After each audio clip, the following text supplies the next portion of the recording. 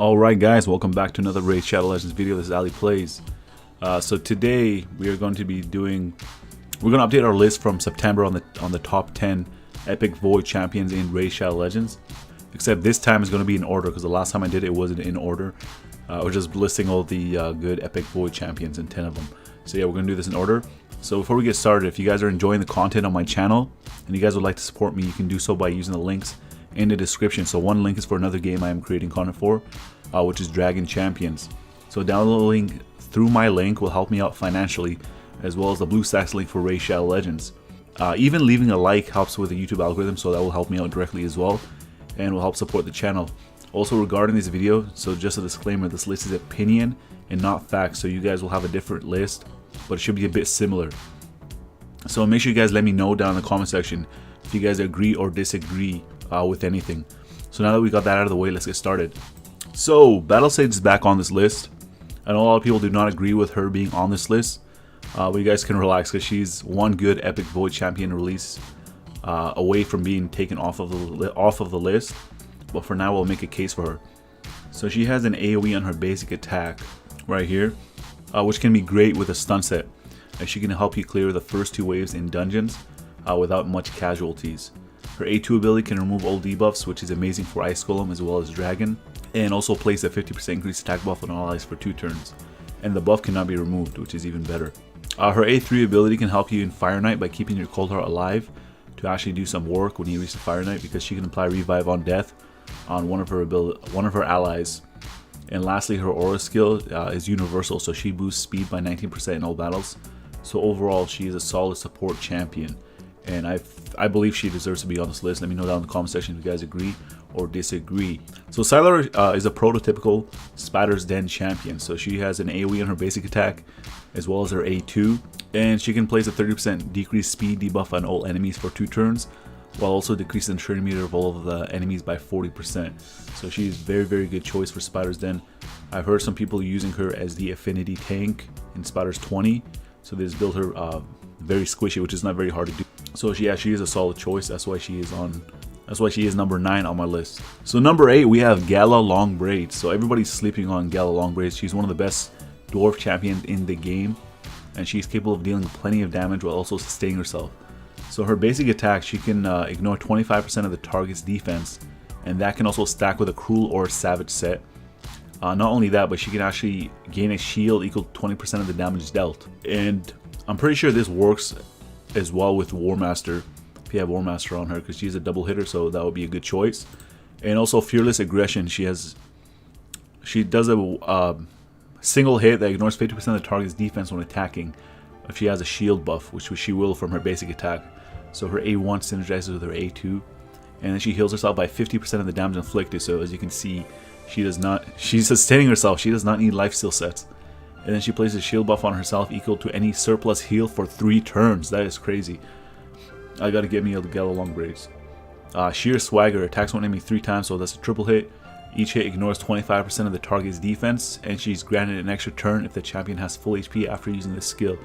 So I've heard people saying that on her initial turn, she can finish off 2 enemies right away, which is pretty crazy. And she has a universal aura skill, increase ally attack in all battles by 25%. So if you guys have Gala Long Braids, you guys should start working on her. You can use her in arena for sure. Use her in many dungeons, because she can sustain herself. So she does not need a healer. So coming in at number 7, we have Paymon. So coming in at number 7, we have Paymon. So Paymon is a defense type champion, and her damage is based on defense and attack, which is pretty weird, but that would actually make her do more damage. So the only thing reason I'm saying is weird, because defense and attack, so most of them are based on defense if they're defense type. So she double dips into one stat for her sustainability, for her durability, as well as her damage outburst. So her basic attack is a double hit. If this attack is critical, so you gotta build her with crit rate. She has an 85% chance of placing a 50% decreased attack debuff on all enemies for 2 turns. So decreased attack on basic attack is one of the best things that you can have, and she can do it to all enemies, which is even better. So that's the reason why she is number 7 and not number 8 in Gala Long Braid spot. And she also has an AoE that can decrease accuracy. That's fine. We don't want to make her too OP. Appropriate. She attacks when an enemy, removes all buffs from the target and places them on herself. So this is good for the dungeon keeps. good for arena. So yeah, she can be usable anywhere in the game, and that's why she is number 7 on my list. So coming in at number 6, we have Maneater. So I am kind of biased on Maneater because this guy helped me clear so many parts in the game, except he is kind of a troll with his profile picture. If you look over here and click on it, it's much different. So it's pretty hilarious. So why is Maneater here? I wanted to put Maneater higher, but I didn't want to be too biased, so I'll put him number 6. If you guys think he should be higher, let me know after I go over his kit. So his basic attack is basically like Paymon, except it's not a double hit, and if he crits, he does decrease attack on all enemies. So it's basically the same ability. Siphon is very good. He attacks when an enemy fully depletes the target's turn meter, and he fills his turn meter equal to the amount of the target loses. So that can be a 3-turn cooldown on maxed out, and I don't know if it's a bug. I'm pretty sure it's a bug, but even if he doesn't fully deplete target's turn meter, he still fills his turn meter equal to the amount that the target has. So which I've seen a lot of people do in Clan Boss, which I also do. I've also done an in-depth guide / review on Maneater. You guys can go check that out. Ancient Blood, he receives the damage. He takes some damage from his allies, like 5% for each alive ally, but that's not an issue because he places an unkillable buff and a block debuff buff on allies for 2 turns. So this guy did help me clear spiders 20 on auto with this ability right here. Kept my cold hearts alive. And also he has a very good aura skill. Increase ally HP and dungeons by 33%. So this is why Maneater is number 6 on my list and could possibly be higher, arguably. You guys let me know down in the comment section. So coming in at number 5, we have Golden Reaper, who is one of the best supports in the game, but she does not have a heal, and also one of the best turn meter boosters in the game. So what makes Golden Reaper very good? Also, you guys can go check out my in-depth guide / review on Golden Reaper for a deeper analysis on the champion. So Harvest of Blood, she attacks when an enemy has a 30% chance of decreasing the cooldown of one of a random ally skill by 1 turn. So this ability is very good. It can be 50% chance to decrease the cooldown. So this is what makes Golden Reaper very good. But it's all RNG dependent if it's going to proc or not.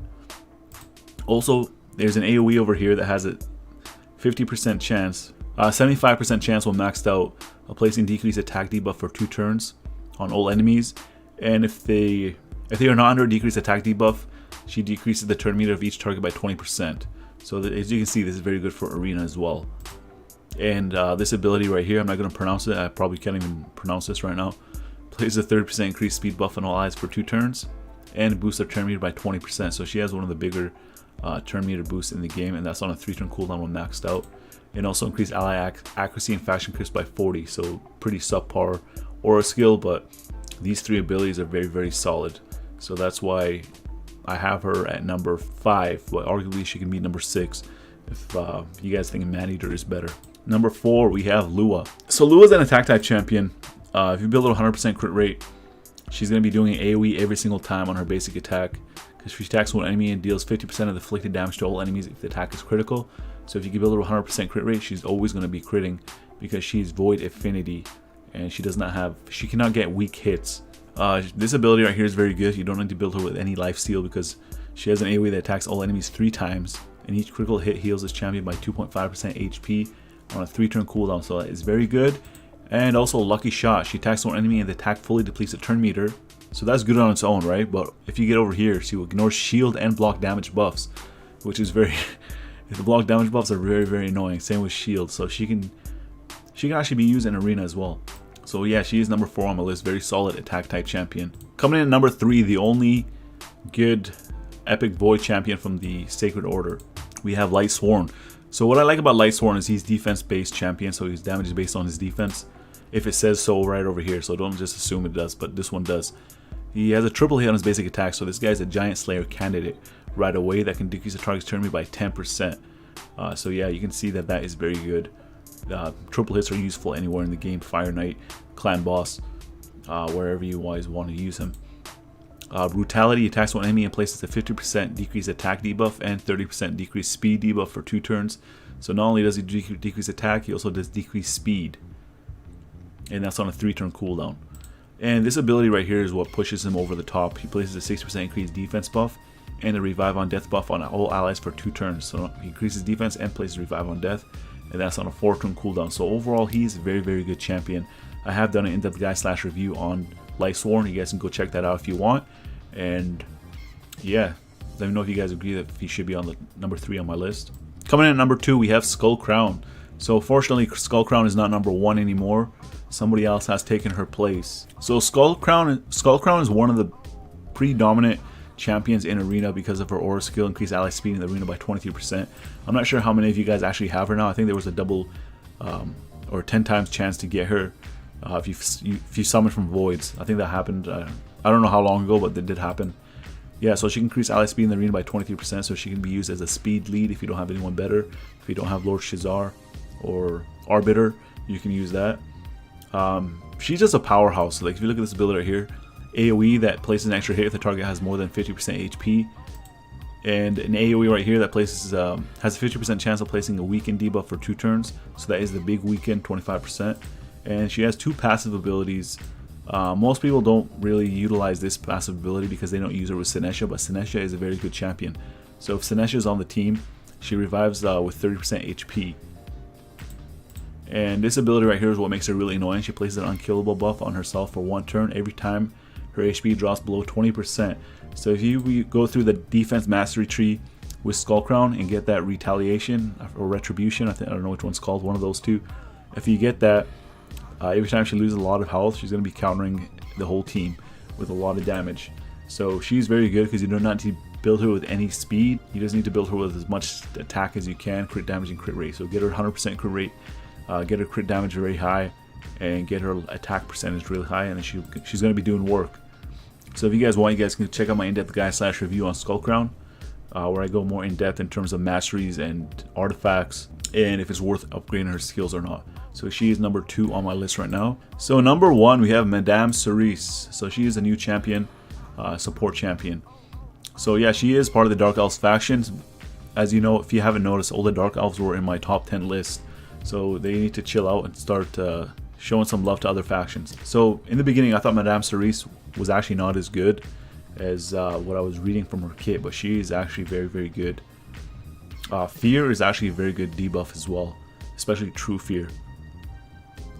So she has a A1 ability, Panic Spread. She attacks one enemy and then has a 20% chance of placing a Fear debuff for 1 turn. And this chance increases to 30% of the targets under 1 debuff, and increases to 45% of the targets under 2 or more debuffs. So she's very good paired with another debuffer. They probably want you guys to pair her with Harvest Jack. Tricks and Treats. Attacks all enemies and has a 40% chance of stealing a random debuff from each target. And if you max that out, it's going to be a 50% chance on a 3-turn cooldown. So stealing buffs is very, very good. She doesn't just take them away. She takes them and applies it on herself. So that is very good. She can steal 1 from each target. So that is very powerful for Arena. And she can place a block debuff buff on all allies for 2 turns if any buff is stolen. So again, that is very powerful for Arena, and places a True Fear debuff for 1 turn enemies who have buffs stolen. So this ability right here, when all the pieces fall into place, is going to be a very, very powerful ability. Midnight Ritual, she removes all buffs from enemies, and she places a 50% decreased attack debuff and decreased defense debuff on all enemies for 3 turns. So she can allow you guys, your allies, to nuke them while also decreasing their attack. So that is very, very powerful, especially if people are running Maneater or Sir Nicholas or even Valkyrie. She can remove all those buffs that they place, which is great. She places a shield buff on herself equal to 10% of her max HP at the start of each turn. So shield is always good. And when attacked while under shield, she has a 35% chance of placing a fear debuff on the attacker for 1 turn. So as you can see, she is very, very good support champion. Possibly one of the best ones in the game in terms of supporting through removing debuffs and placing debuffs on the enemies. But she does not increase your allies' attack or increase your allies' defense. She does not place buffs on your allies, but she can remove them. And she's not a healer or a Terminator booster, but she does the job of a debuffer very, very well. So right now she is number 1 on my list for November 2019. So if you guys agree with this list, let me know down in the comment section. And if you guys found this video helpful or entertaining in any way, make sure you guys drop a like, as it helps with the YouTube algorithm. I greatly appreciate it. And if you guys are new to the channel and like to see, then definitely hit that subscribe button. I make Raid Shadow Legends content and Dragon Champions content almost every single day. And while you're at it, if you want, you can enable notifications if you want to stay up to date on all my latest content. And as always, I want to thank you guys for watching, and I'll see you guys in the next video.